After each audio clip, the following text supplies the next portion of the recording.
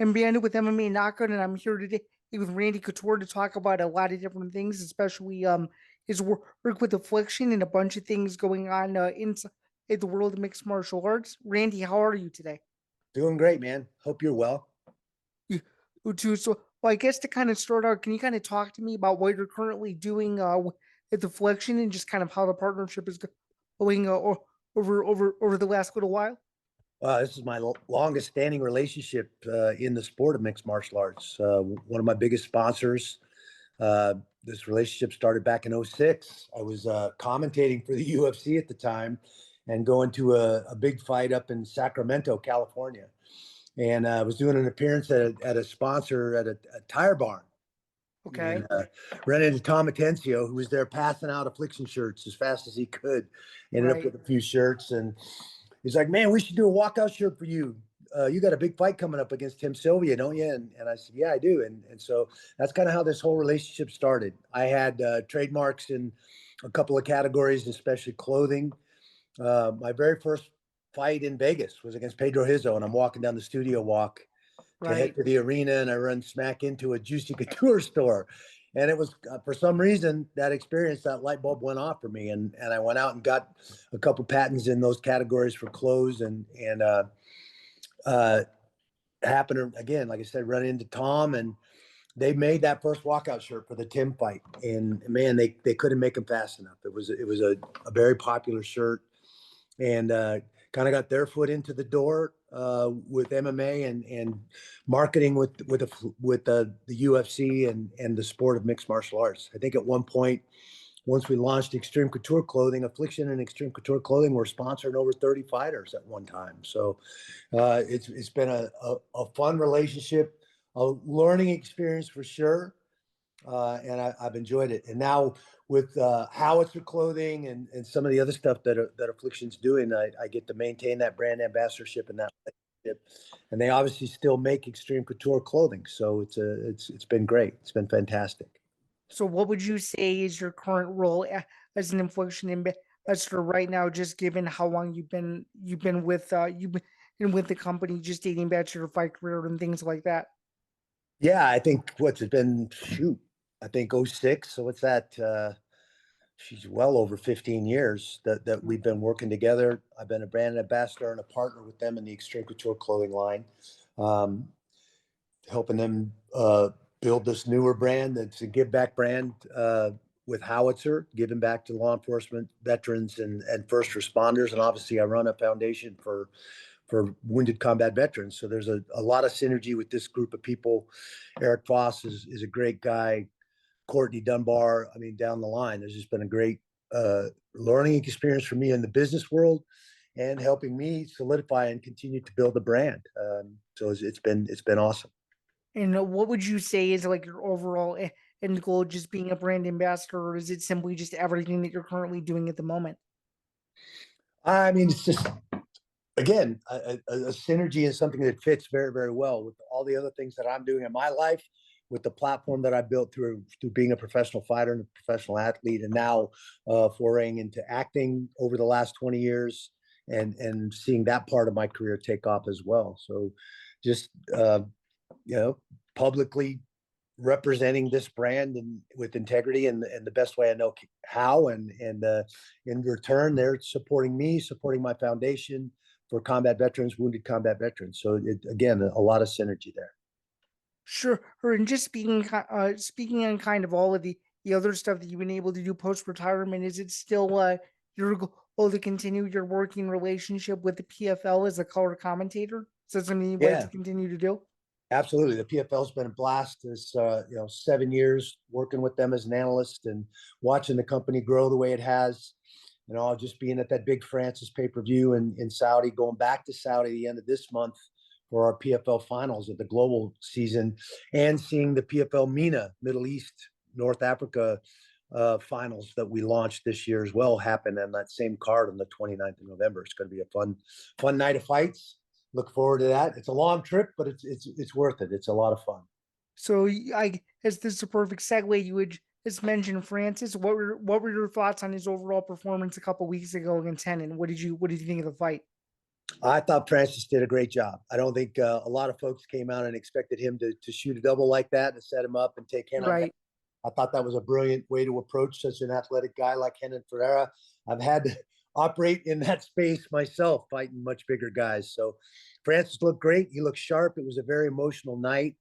Obviously, dedicating that fight to his son, I think struck a chord with everyone, and certainly anybody who has kids. So, yeah, it was a fun event.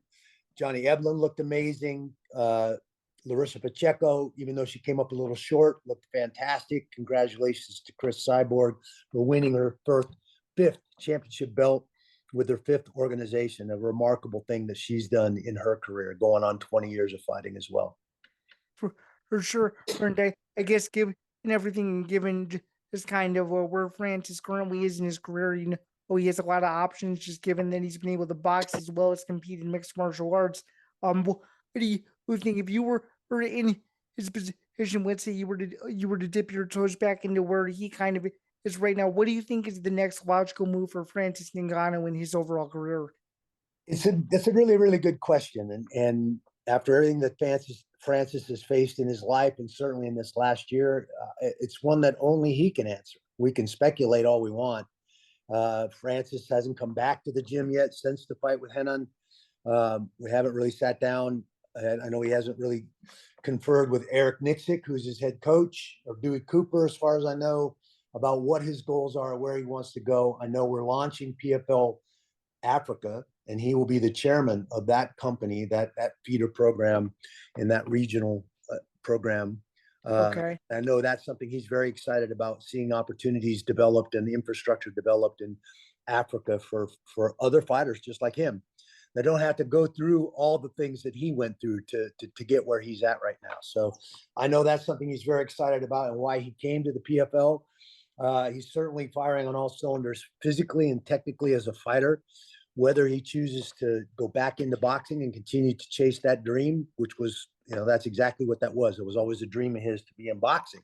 Somehow he ended up in MMA. Now MMA has been pretty good to him. So that's a real question. Is he going to go back and try some more boxing, or is he going to stick with MMA and continue to garner his legacy in the MMA world? Those are questions that unfortunately only Francis can answer. And I'm sure at some point we'll get a clear idea of where Francis's heart and head are at. For sure. And just kind of speaking of that as well, there's another big heavyweight championship fight in the promotion you know very well. It's the John Jones Stipe Miocic fight taking place at Madison Square Garden next weekend. I'm sure you've been asked about it a couple of times now, but how do you see the fight playing out, and do you think that age will play a factor given that Stipe Miocic has not fought in the last couple of years? How do you see that fight? To be honest, John Jones hasn't fought in a couple of years as well. So, things being all equal, I think both guys are going to deal with a little bit of ring rust. They're both very diligent. They both have a lot of skills. It'll be interesting style-wise, this matchup. Will Stipe be able to force John Jones to wrestle and make John Jones wrestle him? That's a question in my mind, tactically and technically, how they approach each other and where they end up. It's going to be a good fight. There's no way around that. Both guys are game fighters. Tough for me to say who I think is going to win. It'll be okay. Okay. Very, very interesting. And just kind of speaking of that, in I think 10 days time from when you and I are doing this, still actually hit a very, very long standing anniversary dating back to the night that you fought Brock Lesnar. Just kind of looking back again that moment in that time of your career. Would you change anything about your run as UFC heavyweight champion, just given the current state of the sport now? And you think that you were a pioneer in a lot of ways for what champions are asking for now, just given fairer compensation and stuff like that? I fought for what I believed in. I stood up for what I thought was wrong. I thought these contracts and the ancillary rights that they were trying to take from all these fighters wasn't right. I was educated myself by my management at that time, in 2001, what ancillary rights were. And had I not been educated by my management, I might have signed that contract too. But, fighter pay has become a bigger issue. It's something I certainly chirped about in 05, 06, 07 with with no real support from the rest of the fighting community. Now you got guys like John Jones and Francis who are stepping up. You know, Jake Paul with these crossover matches, poking Dana about fighter pay. The Ollie Act, you know, in the process of trying to be amended to cover all combative sports athletes. The class action lawsuit, you know, in the final throes of being settled for $375 million. So there's a lot of things going on in the sport right now, and some of those are growing pains. You know, this is the fastest growing combative sport on the globe right now. And I think that some of these issues are things that need to be addressed moving forward. It's going to take those top echelon, those top tier fighters to put it on the line and be willing to be the Kurt Flood of MMA and stand up for what's right, get basic structural changes in our sport, 501c3s or 401ks, health benefits, all the things that every other professional athlete in our society enjoys. The fighter pay is very, very low. 13 to 15% of the fight from any single event in the UFC goes to the fighters on that card. Show me another professional sport where that's the case. I don't think you'll find one. So I don't think so either. So Right. I mean, we have some work to do as athletes. We need to come together and recognize that we're the commodity. Without the fighters, without the athletes, there are no shows. So until we unite and pull together, this is the way it's going to be. And what we need to do is create our own fighters association. We have one, the MMAFA. Been involved with them for a few years now. That's what brought me to Congress to try and get the Ollie Act amended to cover all combative sports athletes. That's the fastest route to seeing transparency in our sport and getting equal treatment for all the fighters in combative sports. Now, the class action is going to be a slower play. Obviously, the judges just signed off on this settlement.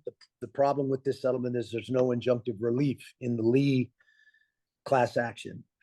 There's a chunk of money there for 1,000 plus fighters that's going to get divvied up, but it's not forcing the UFC to change the way they're doing business. Now, the Johnson class, which is the second class that's coming up, that one actually has some injunctive relief wrapped up in it. So that may force the UFC to change the way they're doing business and change the language in some of these very restrictive contracts, create a little more of an equal playing field, and allow athletes to get their fair share of the take from any single event. I think that was the goal in taking on this class action 10 years ago. I think we still have some work to do, but we're headed in the right direction. I think you just kind of alluded to it. As long as advocacy is a big thing, and as long as these other major names continue to speak out, I think it's only going to improve. Just a few final questions for you here before I let you go, because I know you're busy.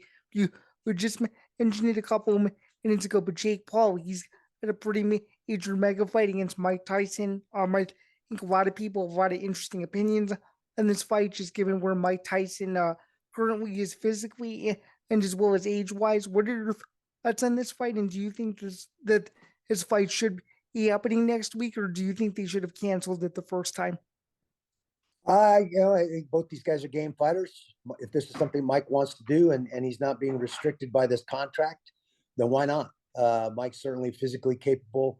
I think we've seen a more grounded and a Mike Tyson now that's in a much better headspace than he was even at the peak of his career.